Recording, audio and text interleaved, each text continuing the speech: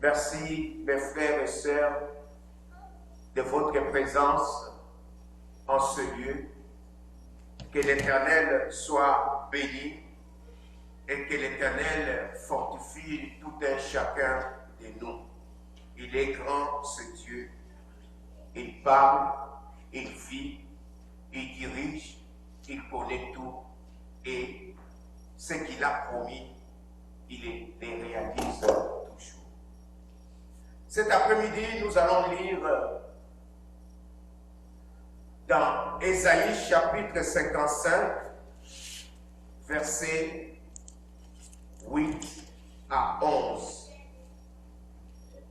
Ésaïe 55, versets 8 à 11. Je nous demande de nous mettre debout et quelqu'un parmi nous qui a trouvé les passages puisse les lire pour la gloire de l'Éternel Dieu des armées.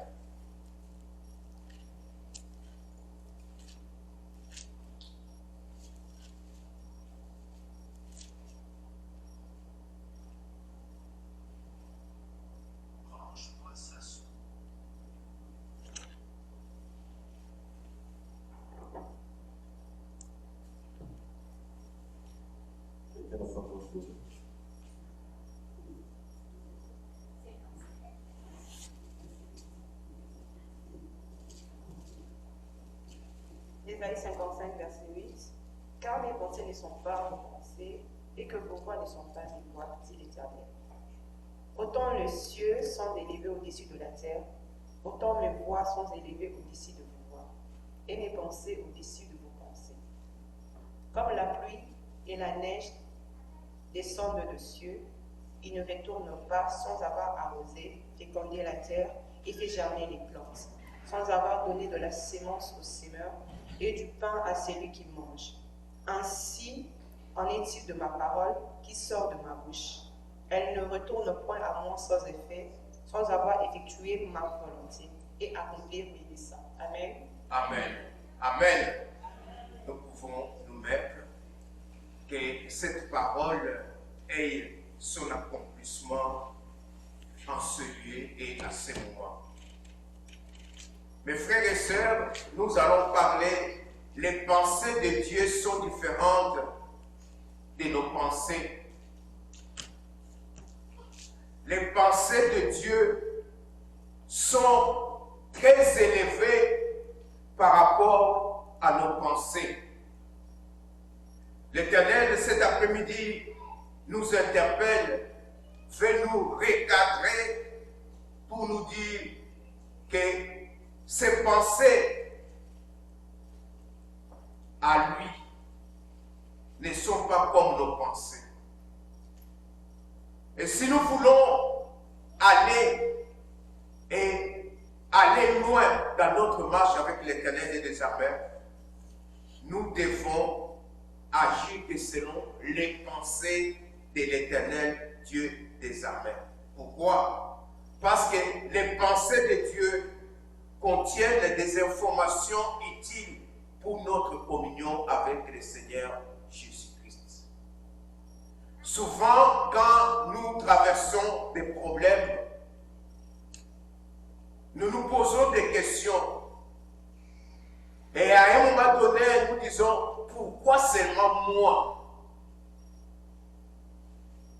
Mais l'Éternel, cet après-midi, veut nous interpeller afin que, au lieu de chercher à comprendre la pensée de l'Éternel, mais cherchons par contre à croire à ce que la parole de Dieu nous dit. Beaucoup de frères et de sœurs vivent selon les principes qu'ils ont déterminés à partir de leurs pensées. Nos pensées peuvent paraître être les meilleures, mais l'Éternel nous dit ces pensées, car mes pensées ne sont pas vos pensées et mes voix ne sont pas vos voix. Qu'est-ce que l'Éternel veut nous interpeller cet après-midi? c'est pour que nous puissions sortir de notre chair, de notre connaissance, de ce que nous avons, et de chercher sans cesse la présence de Dieu, l'orientation de l'Éternel Dieu des armées. Beaucoup de personnes ont fait naufrage en cherchant à comprendre. Il y a des gens qui sont partis même à l'université, qui ont fait la théologie, parce qu'ils voulaient comprendre et non croire. Et ils sont devenus des athées. Il est docteur en théologie, mais il ne croit pas, il n'a même pas Jésus-Christ dans sa vie. Quand Jésus-Christ dit à ses disciples, croyez à moi et croyez à celui qui m'a envoyé, il ne leur pas demandé de penser à lui et de penser à celui qui l'a envoyé. Pourquoi cette parole nous interpelle cet après-midi? Parce que la pensée de Dieu dépasse notre entendement. Si nous retournons un peu en arrière au verset 1 du même chapitre, vous tous qui avez soif, venez aux eaux. Même celui qui n'a pas d'argent, venez acheter et manger. La pensée de Dieu. Même celui qui n'a pas l'argent, qu'il vienne acheter et manger. Venez acheter du vin et du lait, sans argent, sans rien payer. Il y a Superstore ici, que tu partes, tu prennes quelque chose, parce que tu veux manger, tu sortes. Il y a alarme. On sera poursuivi parce qu'on a volé. Mais cet après-midi, le Seigneur nous dit, même toi qui n'as pas l'argent, viens acheter et manger. C'est ça la pensée de Dieu. Cette pensée dépasse notre entendement. Pierre, il priait dans une vision, il voit le ciel s'ouvrir, une nappe pleine d'aliments, d'oiseaux qui descendent, et la voix qui lui dit, prends, tue et mange. Pierre regarde depuis sa naissance sa culture juive. Il y a certains aliments qui ne doivent pas être mangés, qui sont considérés comme impurs, souillés. Et la voix qui lui dit, prends, tue et mange. Pierre dit, non, moi je ne mange pas. Je ne peux pas manger ce qui est impur, ce qui est souillé. À 3 reprises, la foi lui répète, et à 3 reprises, Pierre refuse. Il refuse de croire à la pensée de Dieu. Il refuse à croire à ce que l'Éternel lui recommande. Parce qu'il n'est pas habitué à cela. Lui, il veut obéir à sa culture. Il veut comprendre. Il a déjà catégorisé. Il dit, je ne mangerai jamais cela. Il y a même des chrétiens, des gens qui ne mangent même pas le porc. Non, parce que dans la Bible, on dit que c'est parmi les animaux impurs. Et le Seigneur lui dit, ne considère pas impur ce que l'Éternel a déclaré pur. Tout ce que l'Éternel a créé est comestible, est propre à la consommation, à cette condition qu'on les prenne avec action de grâce. Bien-aimés,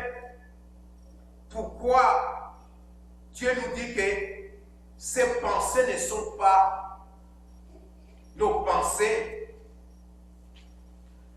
Parce que Dieu, dans Deutéronome 4, verset 24, nous dit « Car l'Éternel, ton Dieu, est un feu dévorant, est un Dieu jaloux. » Il y a des circonstances qui nous arrivent dans la vie.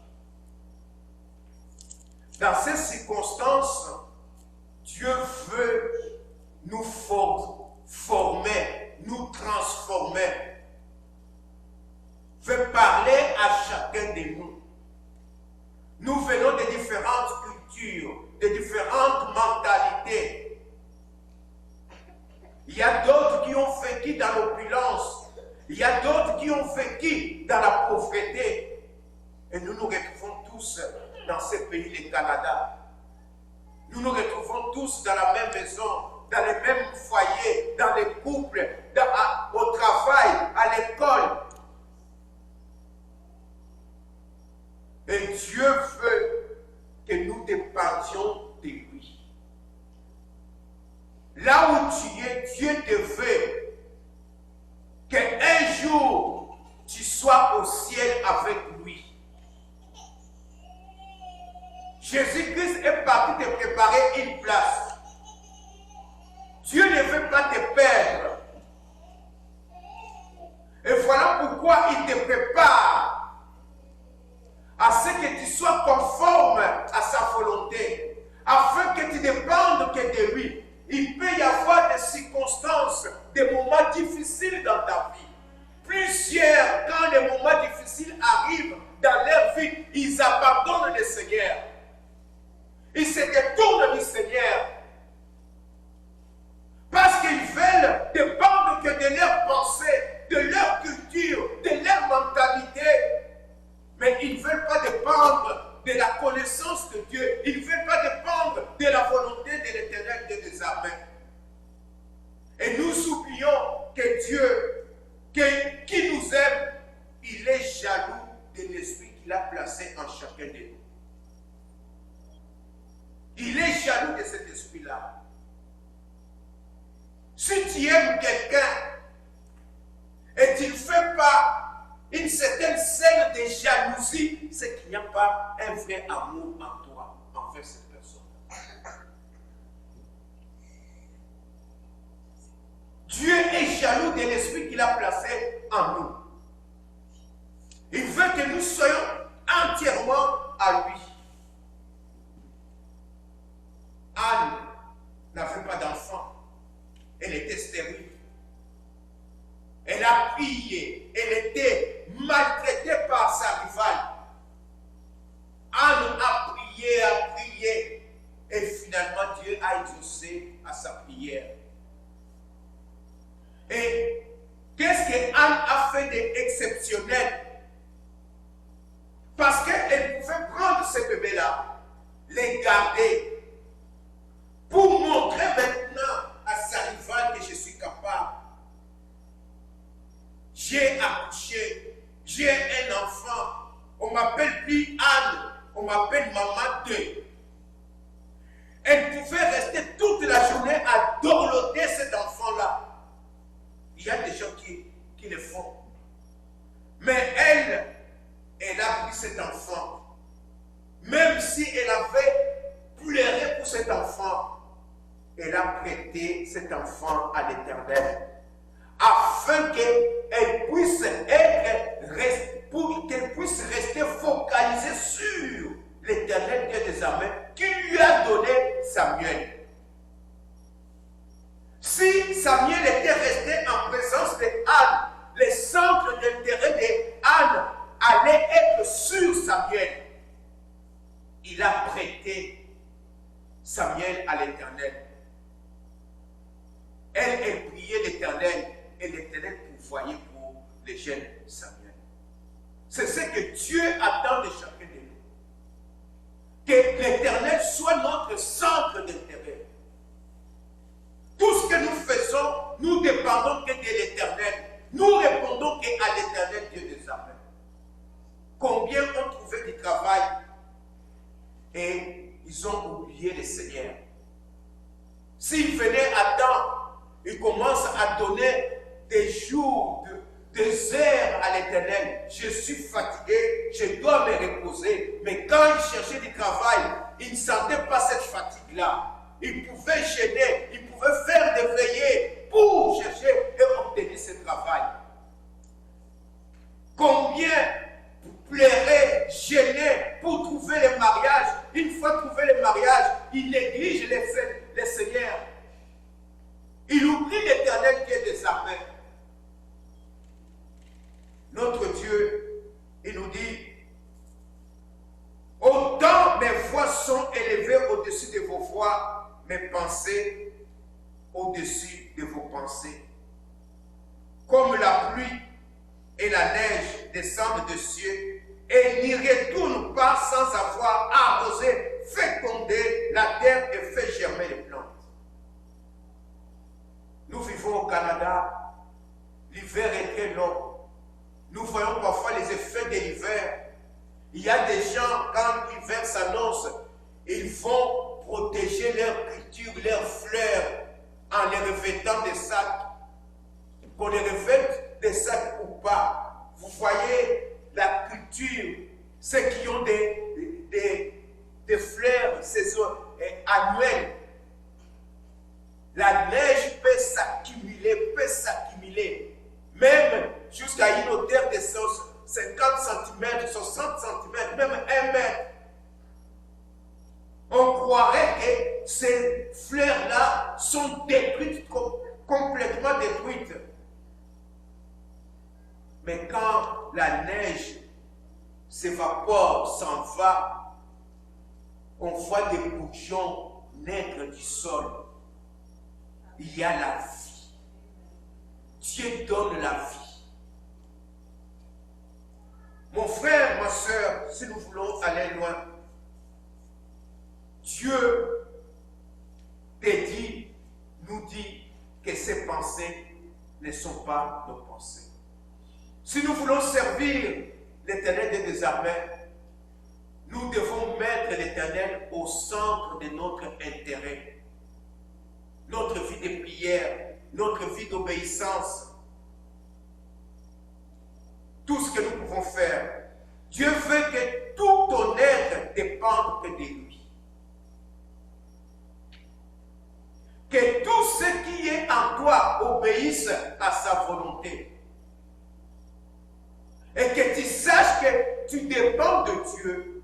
Ce que tu as vient de Dieu. La force que tu as vient de Dieu. La santé, l'argent, la foi et tout ce qui peut t'arriver vient de Dieu. Qu'il ait de la place.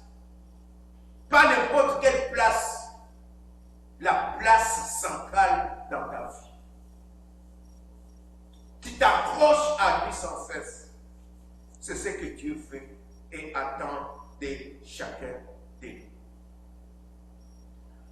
Quand nous lisons dans Juges chapitre 2, verset 18 jusqu'au verset 23, Juges chapitre 2, les enfants d'Israël étaient tout le temps vaincus par l'ennemi. Et quand un juge venait, Dieu protégeait Israël selon la marche de ces juges-là, il y avait la paix. Mais quand le juge mourait, les enfants d'Israël retournaient à leur vieille habitude. Ils partaient se marier avec des femmes étrangères, avec des hommes étrangers. Ils adoraient les dieux étrangers. Ils se prosternaient devant des statues pour adorer les dieux étrangers. Et c'est ce que l'Éternel a décidé. C'est ainsi que je mettrai par elle Israël à l'épreuve pour savoir s'ils prendront garde ou non de suivre la voie de l'Éternel comme leurs pères y ont pris garde. L'Éternel laissa en repos ces nations qui n'avait pas livré entre les mains de Josué et il ne s'est hâta point de les chasser. L'Éternel nous interpelle. Ainsi en est-il de ma parole qui sort de ma bouche. Elle ne retourne point à moi sans effet. Les enfants d'Israël, quand on invoque le juge, invoque Dieu, Dieu a compassion. Et quand le juge n'est pas là, il retourne à leur vieille situation. Il arrive de plusieurs parmi nous.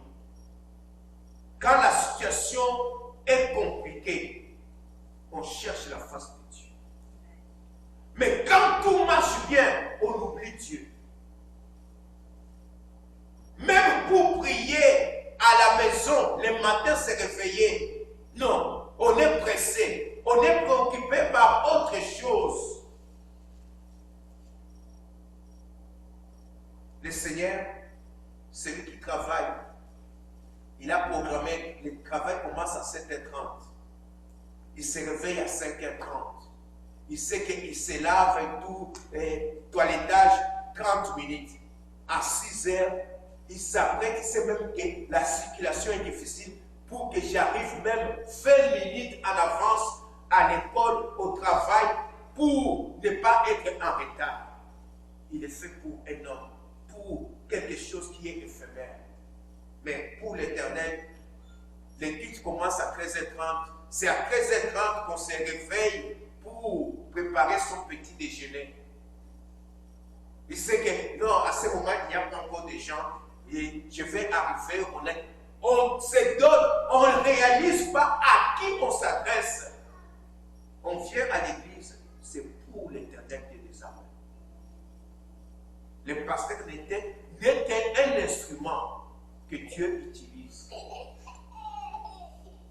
Toi et moi, nous venons adorer l'Éternel des armées. Nous venons recevoir de l'information auprès de l'Éternel des armées.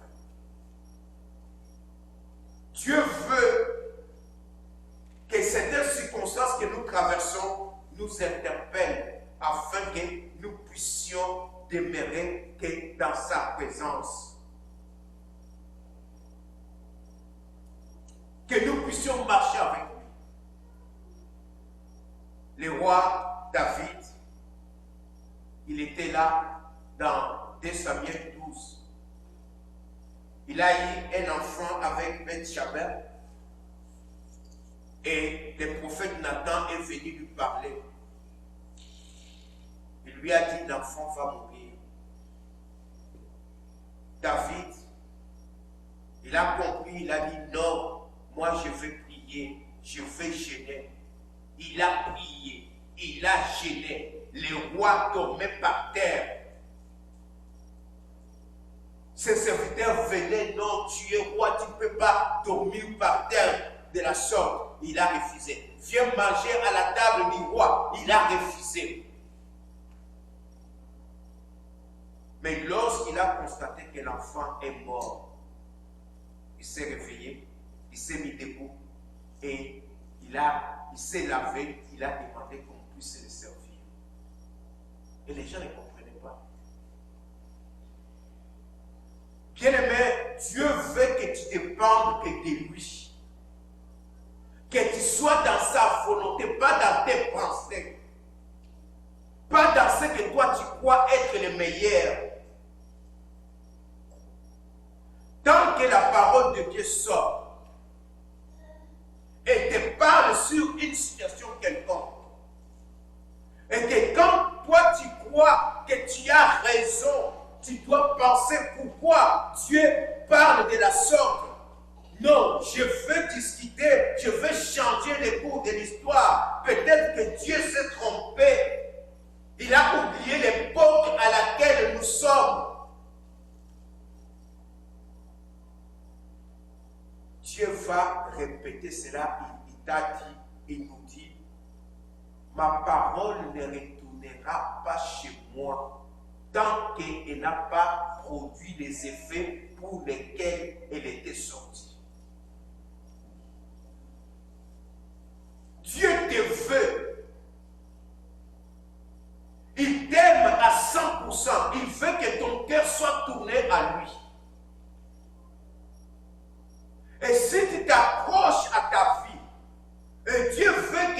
tu sois là et que tu sois au ciel avec lui, c'est à cause de cet enfant-là qui te dérange que tu es distrait. Dieu est capable de te priver même de cet enfant-là. Dieu est capable de te priver du travail. Dieu est capable de te priver de la santé. Dieu est capable de te priver de l'être cher que tu aimes. Tu obéis plus à cet oncle-là parce qu'il te supporte qu'à Dieu. Dieu est capable de frapper de mort cet oncle afin que tu voies et que tu cherches le véritable soutien. Or, le véritable soutien, c'est l'Éternel Dieu des armées. Ma parole, ainsi en est-il de ma parole qui sort de ma bouche. Et ne retourne point à moi sans effet, sans avoir exécuté ma volonté et accompli mes desseins. Tant qu'on refuse, on rejette les pensées de Dieu. Les épreuves se répéteront jusqu'à ce que tu comprennes quelle est la volonté de Dieu. Mon frère, ma soeur, il y a des choses qui peuvent t'arriver. Tu commences à dire non, Dieu ne m'aime pas. Pourquoi les autres avancent, moi je n'avance pas? C'est parce que Dieu qui t'a créé a un message pour toi, mais chaque fois que Dieu te parle, tu refuses ce message-là. Et ce message ne va pas retourner auprès de Dieu si il n'a pas fait son travail dans ta vie.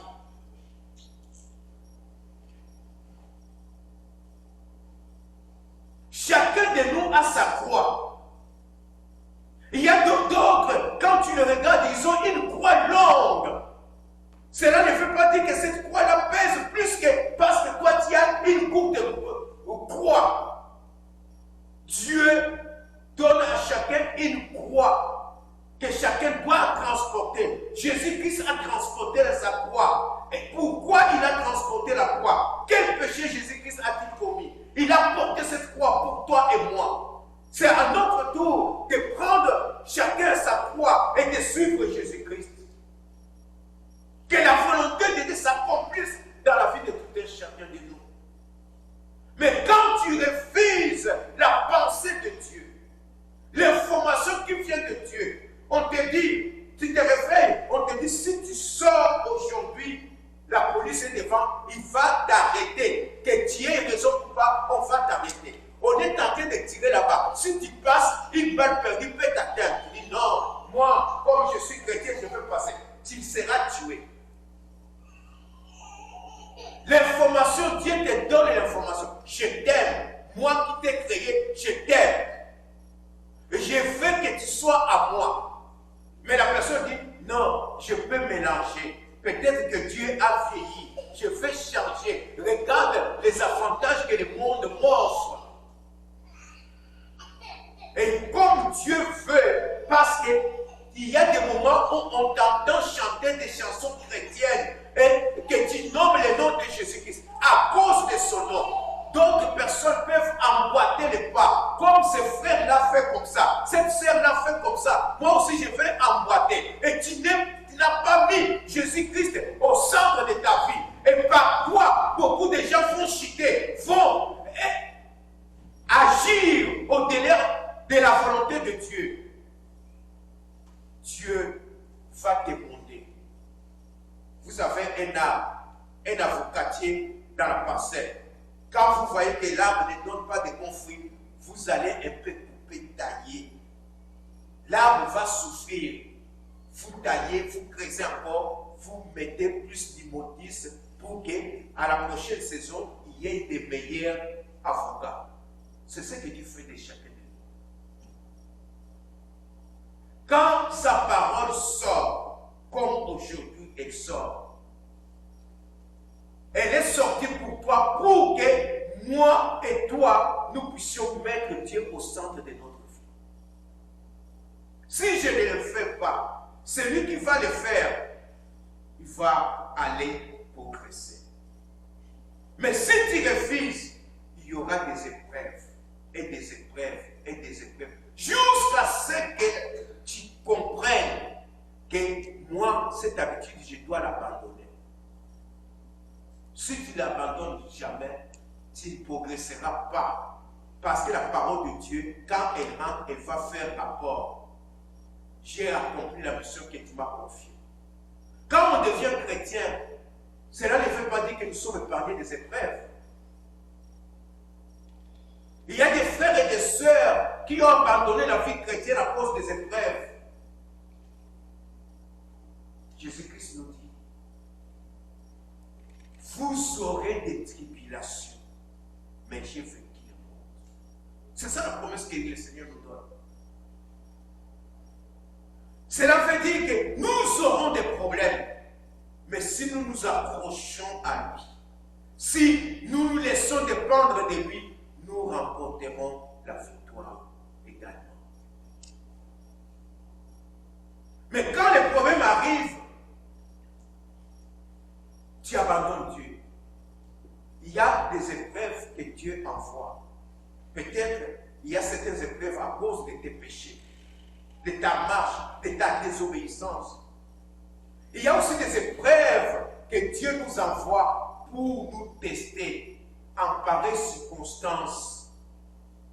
Quand tu auras l'argent, quand tu seras marié, quand tu auras des enfants, quand tu seras élevé, auras-tu encore une pensée pure pour l'Éternel de tes armées? C'est là où il y a beaucoup font naufrage. Donc, comment je suis devenu chrétien et que j'ai des problèmes? Plus il y a des problèmes, plus tu fléchis les genoux, tu pries. La victoire ne se remporte pas par des connaissances, c'est à genoux qu'on remporte la victoire. Dieu, cet après-midi, nous interpelle. Dieu peut te conduire sur un chemin glissant, parfois calme, sur un chemin d'abondance ou sur un chemin de stress. Pourquoi Dieu permet ces situations-là? Peut-être que Dieu te bute. Peut-être que tu es jaloux des autres. Tu es haineux. Ou tu es négligent. Ou tu manques le discernement. Toi, toujours, les gens viennent te tromper. Quand tu veux te mettre debout, quelqu'un vient avec une nouvelle là. Oh, si nous faisons ça, et tu fais, lui il s'en sort, toi tu es dedans, et tu recommences à zéro. Dieu peut provoquer une situation dans ta vie afin que tu sois aguerri. Quand quelqu'un vient, ok, c'est un bon projet, mais laisse-moi le temps, je vais prier et je serai à l'écoute du Seigneur. Le Seigneur te dit, ne t'engage pas. Dieu, quand il provoque des épreuves dans la vie de quelqu'un, ce n'est pas seulement pour te détruire, c'est peut-être pour t'avertir. Attention ma fille, attention mon fils, tu te laisses tromper par ce monsieur, par cette fille, par cette société, par telle ou telle autre situation ou circonstance. Dépend de moi et moi je vais te guider parce que quand tu as le Saint-Esprit, tu es rempli du Saint-Esprit. Le Saint-Esprit va te conduire dans la vérité, dans la lumière. Et la parole de Dieu va donner l'intelligence à ceux qui sont simples, qui sont dans les ténèbres. Il leur donne la lumière. Tu comprends? Oh, si je m'étais engagé, voilà les conséquences. Il y a des épreuves qui nous arrivent de la sorte. Et peut-être que tu n'as pas confiance en l'Éternel. Tu as manque de constance. Tantôt, s'il faut prier, tu pries. S'il faut abandonner, compter sur la culture, ses pensées, les ancêtres, tu mélanges Dieu et les ancêtres. Les ancêtres n'ont pas créé Dieu. C'est Dieu qui les a créés. Mais nous voulons dépendre de créatures à la place des créateurs. Peut-être que les épreuves, Dieu a constaté que tu fais trop de mélange dans ta vie. Il y a trop de légèreté et il t'envoie la parole. je veux que tu puisses être consacré à moi. Je veux ta consécration. Sois saint, parce que moi, ton Père, je suis saint. Tu dis peut-être non. Il a parlé pour ceux qui sont des pasteurs, des évangélistes, des intercesseurs. Moi, je n'ai pas de responsabilité. Et tant que tu rejettes cette parole-là ne va pas retourner auprès de Dieu. Il y aura une épreuve. Il y en aura une autre. Et les possibilités que tu avais au travail, tu n'en trouves plus. Tu regardes autour de toi, non, il a acheté ça, il a fait ça. Mais pourquoi pas moi? Et je touche le même salaire que eux. Parce que tu n'as pas compris, tu as rejeté le message que Dieu t'a envoyé. Jusqu'à ce que tu te soumets à la volonté du Seigneur. Seigneur, j'ai compris. C'est toi qui dois avoir la première place dans ma vie. Je t'accepte, je veux marcher avec toi. Et à ce moment-là, la parole de Dieu retourne et fait rapport. Et tu feras toutes les choses aller de mieux en mieux. Regarde autour de toi dans ta vie. Des choses, tu as pris toutes les attentions et toutes les précautions, mais les choses n'ont pas marché. As-tu demandé? Et quand la parole de Dieu sort, comment tu te comportes? Tu juges la parole de Dieu ou tu y crois? Nous devons croire à la parole de Dieu. Nos pensées sont limitées. Et nous devons croire à la parole de Dieu. Ta vie chrétienne est devenue floue. Pourquoi ta vie chrétienne est floue? Tantôt on voit que vraiment c'est un chrétien. Tantôt on voit que ce n'est pas un chrétien. En toutes circonstances, que tes pensées soient incluses dans les pensées de Dieu. Ésaïe 43, versets 1 à 2, je voudrais que nous puissions lire ce passage. Ésaïe 43, 1 à 2, la parole de Dieu dit ceci. Ainsi parle maintenant l'Éternel qui t'a créé, ô Jacob, celui qui t'a formé, Israël. Ne crains rien, car je te rachète. Je t'appelle par ton nom, et tu es à moi. Si tu traverses les eaux, je serai avec toi. Combien de ceux-là, lorsqu'ils traversent des moments difficiles, ils se rappellent, ils se souviennent que Dieu est avec moi. La maladie persiste, mais tu es conscient. Dans cette maladie, Dieu est avec moi, je ne suis pas seul. Dans ce chômage, Dieu est là avec moi. C'est sa parole, la parole de Dieu est immuable. Dieu ne ment jamais. Et il dit, je serai avec toi. Je suis avec toi. Et tant qu'on refuse et on ne veut pas, à travers ces difficultés, la souffrance, notre marche chrétienne avec Dieu, Dieu fait nous voir nos limites. Il veut nous faire voir nos faiblesses. N'est-ce pas que Paul a dit, je me réjouis de mes faiblesses afin que la gloire de Dieu rayonne dans ma vie. Il y a certaines épreuves, certaines situations qui t'arrivent pour corriger ton mauvais caractère. Quand tu arrives, c'est pour diviser des amis, pour amener les amis dans les mauvaises voies.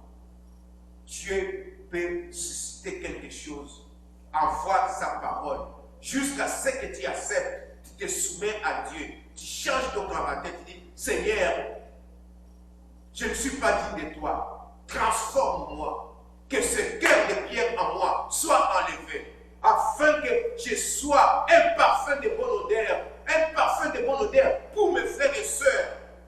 Et quand je parle, on sent qu'on est en présence d'un chrétien, d'un frère à Christ. Et j'accepte les circonstances. Si je ne travaille pas, c'est parce que tu as voulu. Si je n'ai pas ça, c'est parce que je n'ai pas fait ça. Et je m'engage que lorsque cette porte va s'ouvrir, voici comment je vais me comporter. Il y a parfois, on doit établir une alliance avec l'Éternel des armées. Seigneur, si tu décantes cette situation, moi je m'engage à faire ça. Anne s'est engagée et elle a respecté, elle a prêté l'enfant. Si tu me donnes cet enfant, je te le prêterai. Et elle a respecté cela.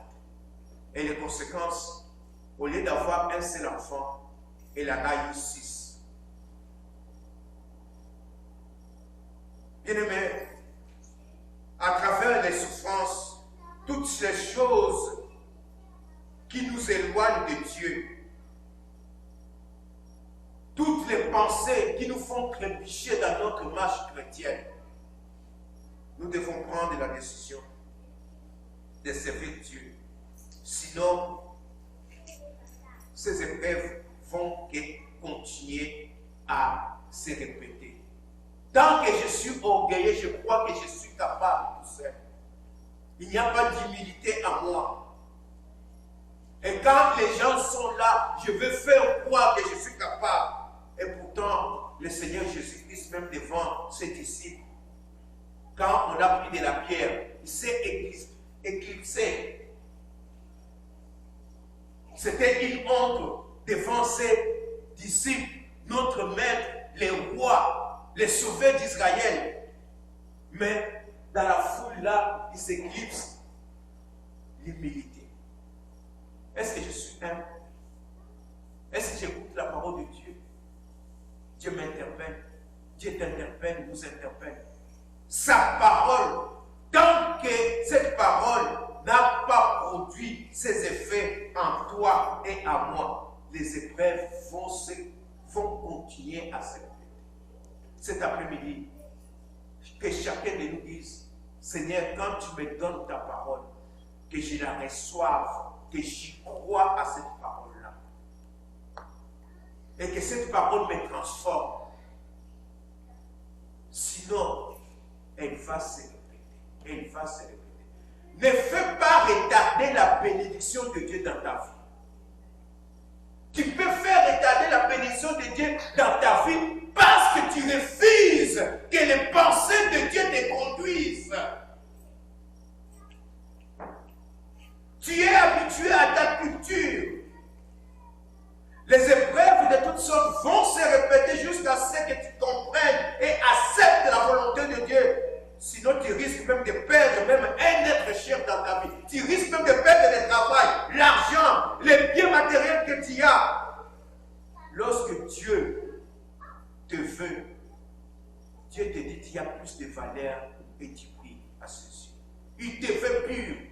Il ne te veut pas à moitié. Il te veut consacré. Le monde passera. Les biens matériels, la joie de ce monde passeront. Mais la parole de Dieu ne passera jamais. Amen. Voilà pourquoi nous devons accepter que la pensée de Dieu. Pour conclure, bien-aimé, Dieu veut que ta foi soit affermie. Avoir confiance en Dieu. Chercher activement Dieu.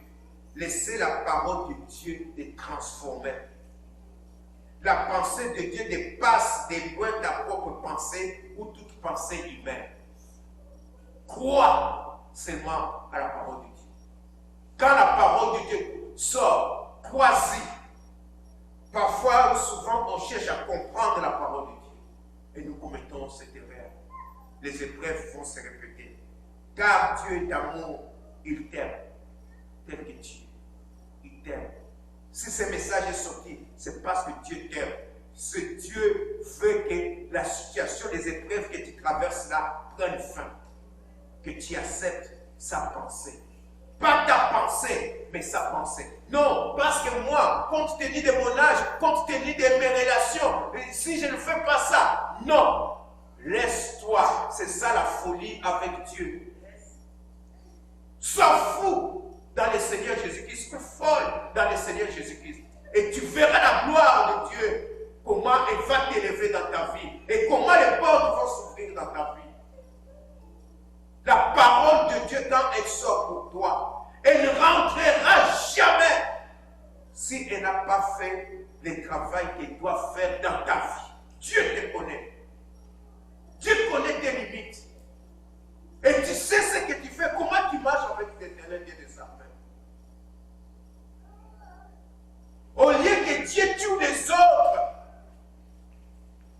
Dieu te tue pour. Non, il va tuer tous ces gens-là qui te soutiennent. Non, tu as raison. Dieu a vieilli, toi tu as raison. Non, le travail tout d'abord. Dieu peut tuer toutes ces choses-là et ce travail-là jusqu'à ce que tu aies dépouillé de tout. Et tu retournes, tu dis, que dois-je faire? Crois-moi. Laisse-moi vivre ma vie en toi. Jésus-Christ veut vivre sa vie en toi. L'amour de Dieu pour toi n'a pas changé et ne changera jamais. Dieu voit mieux ton avenir que toi-même. Voilà pourquoi il veut que sa parole, les voies de Dieu, puissent s'accomplir dans ta vie. Que tu acceptes la folie de Dieu. Tu n'as pas l'argent, tu n'as rien, mais tu veux acheter une maison. Oui, avec Dieu c'est possible. Mais si tu mets tes pensées à toi, tu ne sauras pas. Les épreuves peuvent arriver dans la vie parce qu'il y a un message que Dieu t'a donné, une information que Dieu t'a donnée, que tu rejettes. Mon frère, ma soeur, ne rejette pas la parole de Dieu. Quand elle sort pour toi, saisis-la. Si tu n'as pas la force, dis, Seigneur, donne-moi la force afin de marcher selon ta parole. Il te donnera cette force et tu seras victorieux. Mais si tu rejettes cela, les épreuves vont se répéter et tu regarderas autour de toi et tu seras dessus. Oh, Dieu m'a abandonné. Dieu ne déçoit jamais. Dieu n'abandonne jamais. Mais c'est toi qui fais retarder les bénédictions de Dieu dans ta vie. Cet après-midi, Dieu veut que tu ne puisses plus faire retarder ces bénédictions dans ta vie. Il t'aime. Il t'aime, il t'aime, il te veut au ciel, il te veut afin que tu sois avec lui au ciel. Mais accepte que ces pensées et ces voix s'accomplissent dans ta vie. Que Dieu bénisse.